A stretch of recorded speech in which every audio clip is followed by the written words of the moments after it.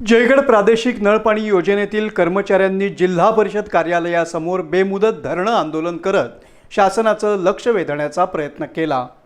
ठेकेदार सरकारकडून प्रत्येक कर्मचाऱ्यामागे दरमहा सुमारे 18,000 रुपये घेतो, मात्र प्रत्यक्षात कर्मचाऱ्यांना केवळ 9 ते 10,000 रुपयेच दिले जात असल्याचा गंभीर आरोप आंदोलकांनी केला।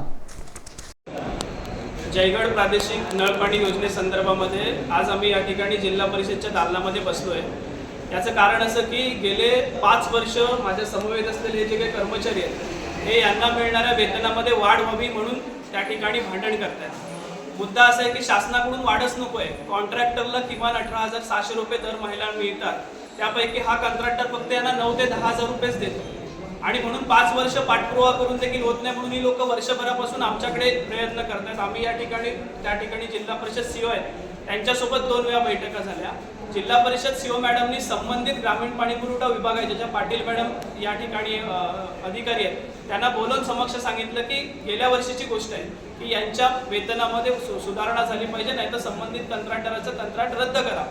पण जिल्हा परिषद सीओ मॅडमचा देखील आदेश दुर्गवला। आता गेल्यानंतर तिथला कंत्राटदार पुन्हा असं म्हणतो की तुम्ही नाही आलात तरी चालेल। तर ही मगरुरी कोणती?